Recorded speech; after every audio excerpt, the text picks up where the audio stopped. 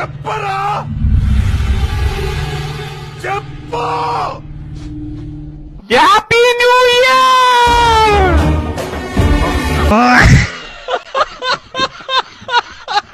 உனக்கு வேணா அவன் பெரியார், எனக்கு அவன் வெறும் மயிருக்கு சமம். அவங்களாம் அப்படி ஆனதுக்கு அவனுங்களை ஒழுங்கா வளர்க்க தெரியாத அவனுங்களோட அப்பனுங்க தான் முக்கியக்கா.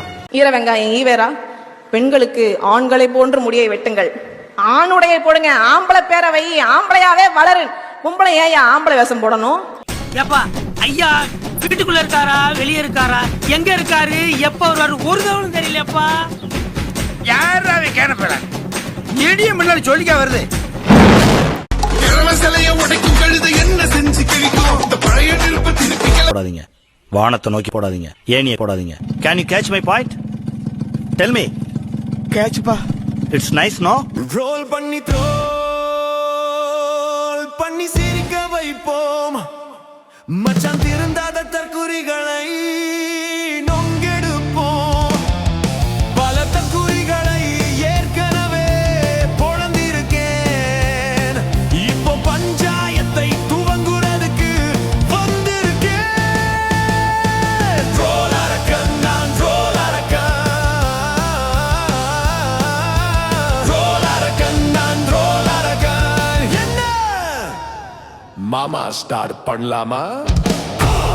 கருப்பையை அறுத்து வீசு, கருப்பையை அறுத்து வீசு. ஏன் கருப்பையை அறுத்து வீசணும்? நம்ம மாப்பிள்ள பாக்குறத பொறி உண்ட மாதிரி பாப்ல ஆளு செம்ம காமெடி பண்ணுவாப்ல. உனக்கு வேணா அவன் பெரியார், எனக்கு அவன் வெறும் மயிருக்கு சமம். சீமானின் பிள்ளைகள் நாங்கள் சொல்கிறோம், பெரியார் எங்களுக்கு மயிருக்கு சமம். இந்த கட்சியில எல்லாம் தேவையா புள்ள என்னையா உங்களதான் பெரியார் எங்களுக்கு மயிருக்கு சமம்.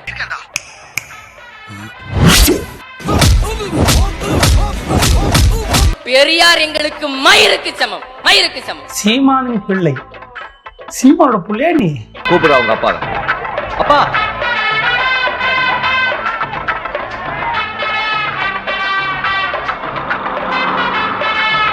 ஏண்டா உனக்கு இத்தனை அப்பனுங்களா? ஒரு புள்ளைக்கு ஒரு அப்பன் தான் கேள்விப்பட்டிருக்க.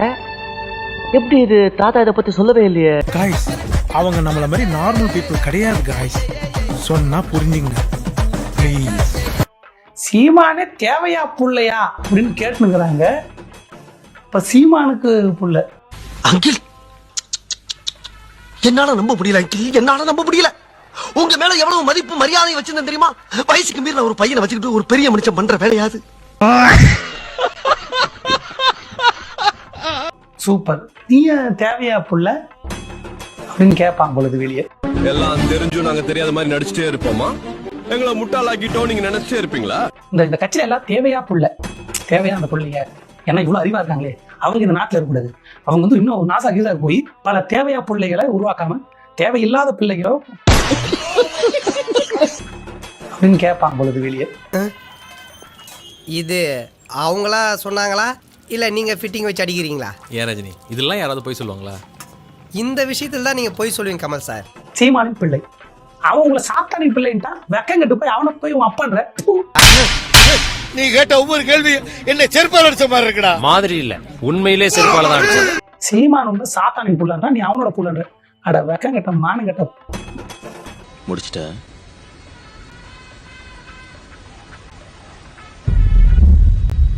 இதுதான் ஆரம்பம்.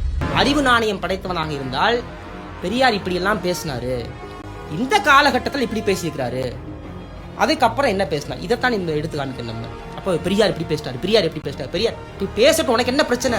இத பார்த்தா கேன மாதிரி தெரியுதா? என்ன பார்த்தா கேன மாதிரி தெரியுதா? சீமான் இஸ்லாமியர்களையும் கிறிஸ்தவர்களையும் சாத்தானின் பிள்ளைகள் சொன்னாரா இல்லையா? சொன்னாரா இல்லையா? சாத்தானின் பிள்ளைகள் சொன்னாரா? நான் எதுக்கு மன்னிப்பு கேட்கணும்? நான் மன்னிப்பு கேட்டா அவங்க எனக்கு ஓட்டு போட்டுருவாங்களா அப்படின்னு கேட்டாரா இல்லையா? எவ்வளவு எகத்தாளமான, எவ்வளவு ஒரு திமிருத்தனமான பேச்சு இது. கேட்டாரா? அது ரொம்ப மோசமானதான். அந்த நாக்கை வச்சு ஒரு நக்குனாலே மனுஷனோட தோல் சதையெல்லாம் பிச்சுக்கிட்டு வந்துருமா, கடிக்கணுங்கிற அவசியமே கிடையாதான். அவ்வளவு மோசமானதான். டேஞ்சரஸ்ல வேர்ல்டுல 2வது இடத்துல இருக்கு அந்த நாக்கு. அவ்வளவு கொடூரமான நாக்கே 2வது இடம்னா அப்ப முத இடம் இவ்வளவு பெண்ணியம் பேசின என் பாட்டம் பாரதியே செல்லம்மாளுக்கு புடவை கட்டி தாங்க அக்ரஹாரத்துல கூட்டிட்டு போனா. ரெகுலரா ஜான பிடிச்சிருந்தேன். நம்ம தொழிலை பார்த்து இந்த பிள்ளை சரி அரவத்து கஞ்சியாச்சு ஊத்துவான்னு ஜம்ப் பண்ணி பின்னால வந்துருச்சு. நம்மளுக்கு அறக்கிறது வயசாகி போச்சு இல்ல. சரி போனா போன்னு சடக்குன்னு 3 முடிச்ச போட்டு கூடையை கூட்டி விட்டேன். பஞ்சாச்சரம் கட்டி கூட்டிட்டு போகல, புடவை கட்டி கூட்டு போனா. Super, correct. நீ புடவை தான் கட்டியிருக்கியா? முதல்ல பட்டை அலைங்கண்ணே. அப்படியே தம்பி. ஐயோ இப்படி உலகம் தெரியாம இருக்காது. செல்லம்மாளுக்கு புடவை கட்டி தாங்க அக்ரஹாரத்துல கூட்டிட்டு போனா. அசிங்கமா இருக்கு. வேட்டி இறக்கி விட்டா ஒன்னே கொண்டு போயிருவாங்கடி. ஏற்கனவே கலர் வித்தியாசமா இருக்கு. யாரியாவ எவ்வளோ வெட்டி பயிலா இருக்கு ஐயா. உன் பாட்டம் பாரதி புடவை கட்டி கூட்டு வந்தான்றதுக்காக எல்லாரும் புடவை கட்ட சொல்லி முதல்ல நீயே கட்டல. கட்டி வந்து பேசுறேன். என் பாட்டன் பாரதி புடவை கட்டி கூட்டு வந்தான். இங்க பாருங்க, நானும் தொட்டு தொடரும் பட்டு பாறை போட்டுருக்கணும். இல்ல இன்னைக்கு நீ வந்து உனக்கு பிடிச்ச ட்ரெஸ்ஸை போட்டுக்கிறல்ல, அதுக்கு காரணம் யாரு? நீங்க எல்லாம் சுதந்திரமான பிராணி ஆகணும். சுத்தம் போல நடக்கக்கூடிய உரிமை வரணும். உங்களை காப்பாற்றிக்க உங்களுக்கு சக்தி வேணும். இன்னொருத்தன் வீட்டுல போட்டு பூட்டுறது போல அடிமைத்தனம் வேற இல்லை. ஆம்பளைக்கு என்ன கேடு, அவன் எப்படியோ போறான், அதை பத்தி நமக்கு என்ன கவலை? ஏன்னா அவனுக்கு ஒண்ணுமே தப்பு இல்லையே. அவன் சோறு தின்னாலும் சரி, வேற எது தின்னாலும் சரி, அதனால ஒண்ணும் தப்பு இல்லைன்ட்டாங்களே. ஆனால் இப்ப அவனை பத்தி நாம கவனிக்க வேண்டியது இல்லை. அவனை திருத்த வேணும்னா நாம துணிய வேணும். எந்த கிறுக்கு பையலும் கற்ப பைய அறுத்து எறி, பாப்கட்டு கட் பண்ணிக்கோ, சமயக்கட்டை இடிச்சு மூடுன்னு எந்த கிறுக்கு பையலும் பேச மாட்டேன். திருந்தவே மாட்டேன். நீ எல்லாம் எங்கடா திருந்த போற? உன்னையெல்லாம் RSS காரனை விட்டு வெட்டி அந்த ரத்தத்துல தாண்டா ஜிகாத் கொடியவே நினைக்கணும். நபிகளார் அவ்வளவு கேவலமாக வலைதளங்கள்ல விமர்சிச்சதெல்லாம் மறந்துட முடியுமா? என்ன பதில் சொல்லுவேன்? ஆமான்னு உண்மையை ஒத்துக்க முடியுமா? செருப்பால் அடிப்பாங்க. முதலில் பிரபாகரனுக்கு தடை விதிக்கப்பட்ட பொழுது பிரபாகரனை நான் ரெஃப்யூஜி ஆக்ட்ல பிரபாகரனை தத்தெடுத்து வந்து வீட்டுல வச்சுக்குவேன், என்னடா பண்ணுவேன்னு கேட்டாரு. பிரபாகரனுக்கு முதல்ல குரல் எழுப்பியவர் பழனி பாபா. இன்னொரு வாட்டி இது மாதிரி எதுனா நடந்துச்சு ஒத்தசா வச்சிருவேன். எந்த கிறுக்கு பையலும் கற்ப பைய அறுத்து எறி, பாப்கட்டு கட் பண்ணிக்கோ, சமயக்கட்டை இடிச்சு மூடுன்னு எந்த கிறுக்கு பையலும் பேச மாட்டான். ஏன் கருப்பை அகற்ற சொன்னான்னு இந்த நாய்களுக்கு எந்த நாய்க்குமே தெரியாது. அதாவது தெரிஞ்சாலும் தன்னுடைய நொண்ணன் சொல்றதை வந்து இங்க சொல்லணும். நான் தூங்கிட்டேன், நான் சொல்றேங்க, பெரியார் எதற்காக கருப்பை அகற்ற சொன்னார்னா, ஒரு குறிப்பிட்ட காலகட்டத்துல பாத்தீங்கன்னா பெண்கள் விருப்பப்பட்டாலும் விருப்பப்படலைனாலும் 12 இருந்து 15 குழந்தை பெற்றுக்குவாங்க. ஏன்னா அப்ப இருந்த ஆண்கள் பாத்தீங்கன்னா பெண்களை வந்து ஒரு காமத்துக்காக தான், அதாவது வந்து சொன்னா செக்ஸுக்காக தான் அதிகமா பயன்படுத்திருக்காங்க. குழந்தை பெற்றும் இயந்திரமா பயன்படுத்திருக்காங்க. அப்ப பெண்கள் விருப்பம் இருந்தாலும் விருப்பம் இல்லைனாலும் குழந்தைகளை பெற்றுக்கிட்டே இருக்கணும். அப்ப நம்ம போய் கேட்பாங்க, யாராவது கேட்பாங்க, ஏமா பப்பாளி அரைச்சு குடிச்சிருக்கலாம்ல அப்படின்னா, அதற்கு அந்த பாட்டி சொல்ற கருத்து என்னவா இருக்கும்னா, நான் பப்பாளி அரைச்சு கொடுத்தேன், அதுக்கப்புறம் பிறந்தவன் தான் இந்த பையன், இன்னொரு பையனை காமிப்பாங்க. அந்த மாதிரியான ஒரு நிலை தான் அந்த காலகட்டத்தில் இருந்தது. அதையெல்லாம் பார்த்துதான் பெரியார் வந்து ரொம்ப கோவப்பட்டு எப்படி இப்படி பண்றாங்க, அதனால எத்தனை சிக்கல் வந்துச்சு தெரியுங்களா? பெண்களுக்கு வந்து அந்த கருப்பையுடைய தசை வந்து இதாயிருங்க. அப்ப அப்படி தசை இதாச்சுன்னா அந்த பெண்களால வந்துட்டு எந்திரிச்சு நடக்க முடியாது, கருப்பை வெளியில வந்துடும். படுத்துட்டே அந்த ஏதாவது இருமுனா கூட அந்த மலமோ மூத்திரமோ அப்படியே லீக் ஆகிற அளவுக்கு ஒரு பெரிய பிரச்சனை இருந்ததுங்க. அப்ப அந்த பிரச்சனை எல்லாம் பார்த்துட்டா பெண்கள் வந்து பிள்ளை வெட்டும் இயந்திரம் இல்லை, பெண்களுக்கு ஒரு வாழ்க்கை இருக்கு. பெரியார் இதற்காக தான் அந்த கரண்டியை தூக்கி போட்டு வாங்கன்னு சொன்னாரு. ஆனா இந்த நாய்களுக்கெல்லாம் இதெல்லாம் தெரிஞ்சாலும் இதை வந்து ஒரு தப்பான வழியில தான் விமர்சனம் பண்ணிட்டு இருக்கோம். மாப்ள யூ டிராப்ட் திஸ்டா மாட்டிக்க. என்ன மாப்பிள்ள கேப்பா? போடு நல்லா இருக்கும், உனக்கு சூட்டா இருக்கும். வேற பால் வாங்கணும் மூக்குல மாட்டுறதுக்கு, அது மட்டும் வாங்கிட்டு வரேன். ஜோக்கர். அப்படி பார்த்தா இந்த நாய்களை எல்லாம் வந்து நம்ம நாகரீக வழியா ரொம்ப மரியாதையா விமர்சிக்கணும்னு யோசிச்சுட்டு இருக்கிறார். இந்த நாய்களை எல்லாம் நம்ம இப்படி லெஃப்ட் ஹேண்ட்ல டீல் பண்ணாதான் இதுக்கான தீர்வு கிடைக்கும்.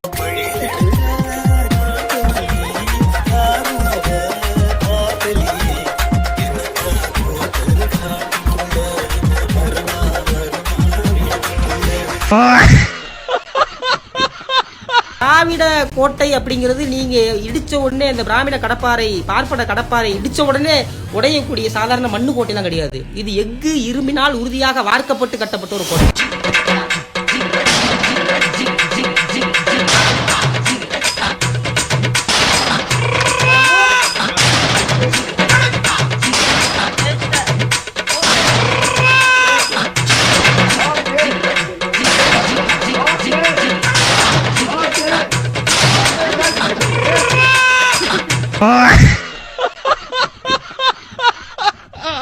கர்ப்பப்பைய பெரியார் வந்து ஒவ்வொருத்தரும் கத்தி எடுத்துட்டு ஒவ்வொரு பொம்பளையும் எதையும் எடுக்க சொன்னாரா? கர்ப்பப்பைய அறுத்தறீங்கன்னு.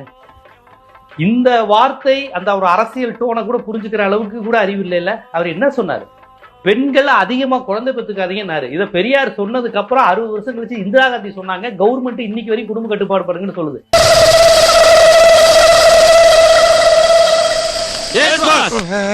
நம்ம அடுத்த ஆபரேஷன் எனக்கு தான். பெண்கள் பிள்ளை பெறும் இயந்திரம் அல்லன்னாரு. 24 நேரமும் உன் உடல்ங்கிறது உன் புருஷனுக்காண்டியும் உன் குடும்பத்துக்காண்டியும் உன் ஜாதிக்காண்டியும் உன் பிள்ளை பெற்றுக்கிட்டும் அவங்க வம்சத்தை பெருக்கிறதுக்காக ஏன் இருக்க? ஒரு குழந்தை பெத்துக்கோ, இல்ல குழந்தை பெத்துக்கணுமா வேணாமாங்கிறது நீ தீர்மானின்னு ஒரு பெண்ணுரிமையா பேசினாரு.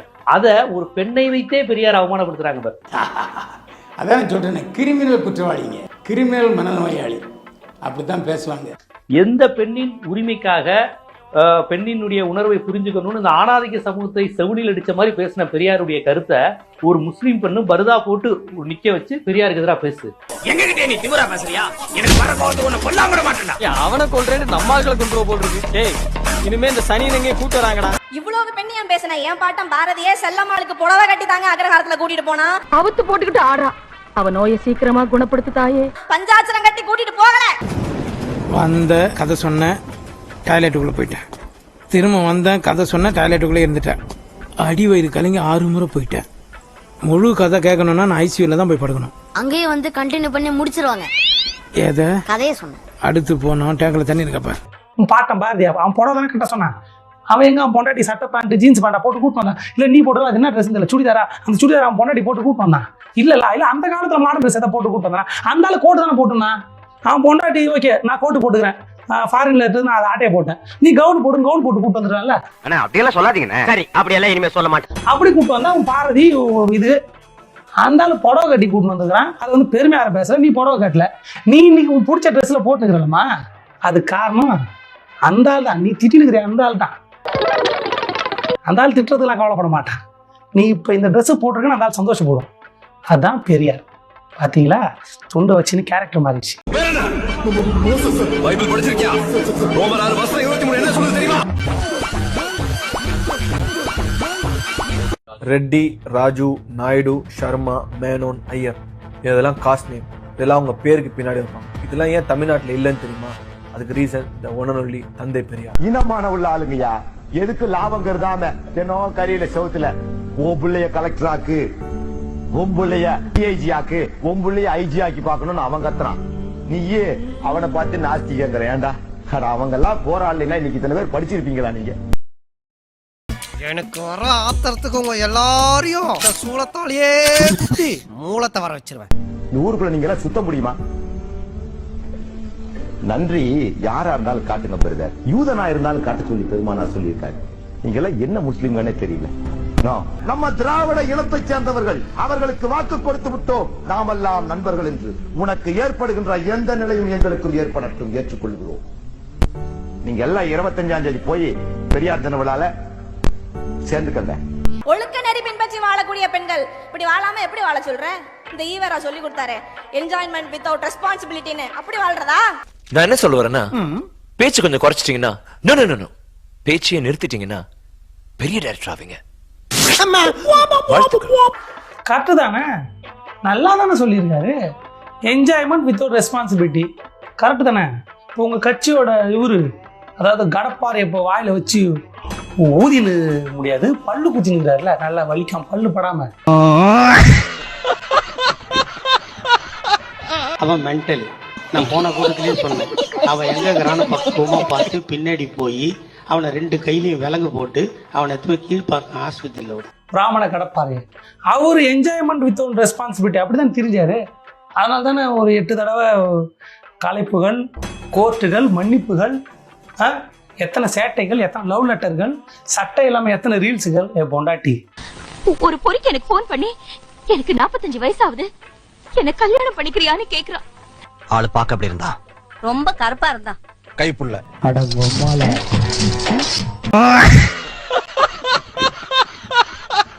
கரெக்டா சொல்லிடுறான் மனுஷன். உன்னதான் பேச கூப்பிடணும், பெரியார் திட்டத்துக்கு உன்னதான் கூப்பிடணும். சூப்பர் பாயிண்ட் எடுத்து கொடுக்குறேன், எனக்கு தேங்க்ஸ். நானே தனியா வந்தா கூட இப்படி பேசிருக்க மாட்டேன்.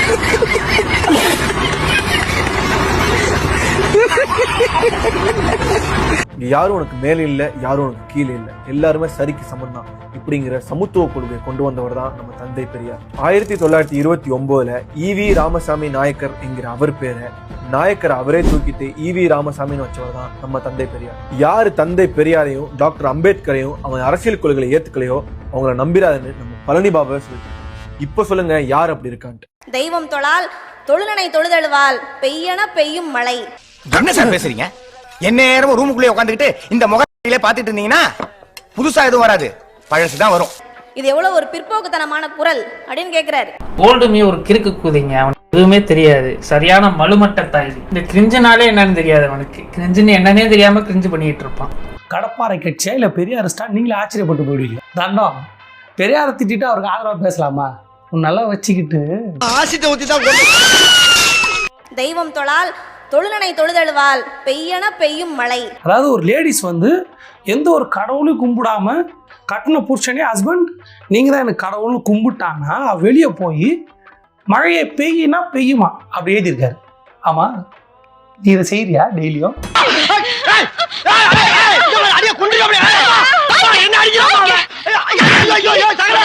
ஹஸ்பண்ட் வணக்கம் அப்படி செய்யறியா?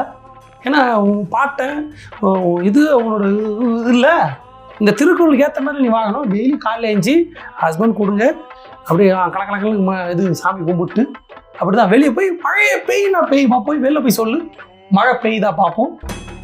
பெய்யாது இல்லை. என்னுடைய நடிப்பு தோத்து போச்சு கோபால், தோத்து போச்சு.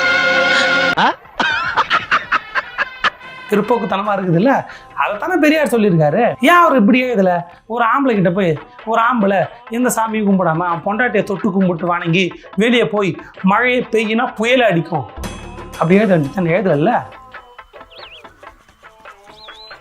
கடவுளே, உன்னை பெத்தடைக்குவா திருப்பதிக்கு மேலேயும் கீழே ஏறி இறங்கணும். அப்ப பெண்களுக்கு மட்டும் தான் எழுதியிருக்காரு. அப்ப பெண் அடிமைத்தனத்தை சொல்ற திருக்குறள் அது. சூப்பர், செம எக்ஸாம்பிள், தேங்க்ஸ். நான் கூட வேற ஏதோ சொல்றேன், எனக்கு தெரியாத திருக்குறள் சொல்றேன், நான் பயந்துட்டேன். இது எல்லாருக்கும் தெரிஞ்சது தானே. இதை தூக்கின்னு வந்து இதை வச்சு பெரியார திட்டியா? என்ன அறிவு எப்பா, சூப்பர். வா, உன்னதான் இந்த மாதிரி தான் பேசணும். இந்த மாதிரி அறிவாலே ஏத்துறா மாமா தாத்தா. புரியுதுங்களா? இவங்க நோக்கம் வந்து பெரியாரை திட்டுறது மட்டும் இல்ல, ஒரு முஸ்லிம் பெண் பெரியாரை திட்டுறாங்க, ஒரு தலித் பெண் பெரியாரை திட்டுறாங்க. இப்படி சொல்லி சொல்லி திட்ட வைக்கிறது, அந்த சாதி கிட்ட எல்லாம் பெரியாரை வந்து அந்நியப்படுத்துறது, இதுதான் அவருடைய நோக்கம். உண்மையான நோக்கங்கிறது இது ஒரு RSS அஜெண்டா. எப்படி சார் போக முடியும்? இவங்க பண்றதெல்லாம் என்ன சார் அக்கிரமமா இருக்கு சார். இவங்களாம் பண்றது ரொம்ப தப்பு சார். வேலுநாச்சி வேலுநாச்சி எனக்கு ஒரு பாட்டி இருக்கிறாள்ல, அவள் வந்து வெள்ளைக்காரனை எதிர்த்து போர் செஞ்சா. அவ காலத்துல பெண் அடிமையை யாரையா உடைச்சது? யாரையா உடைச்சது? அந்த காலத்துல யாரையா உடைச்சது பெண் அடிமைத்தனத்தை? தெரியாது.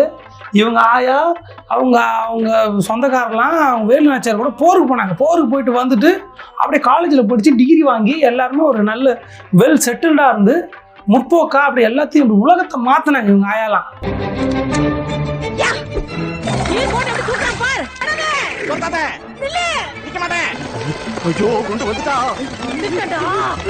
பார்ப்பன கடப்பாறைய வாயில கடிச்சுக்கிறவரு எதுக்கு பெண்களுக்கு சம உரிமை கொடுக்கணும்? அதுதான் அப்ப வேலுநாச்சியார் காலத்துல அடிமைத்தனத்தை உடைச்சிட்டாங்கல்ல. மாமா எங்கிருந்துடா கூட்டின்னு வந்து இத தண்டமா இருக்குது. பால் விடுறது, செங்கல் பிரிக்கிற வேலையெல்லாம் இங்க வேண்டாம். எஸ்ஐ தானே, ஓட்டு வீட்டுல உட்காந்துட்டு இருப்பான். ஓட்ட பிரிச்சு இறங்கி அவனை போட்டலாம் நினைச்சு வந்தியா? இங்க நிக்கிறவங்க பூரா சித்தப்பன் பெரியப்பன் அண்ணன் தம்பின்னு எல்லாம் பங்காளிங்கவே. என் இமையில இருந்து ஒரு முடி விழுந்தா கூட உன் கண்ணில் கத்தி எடுத்து சோர்வீர் வாழவா.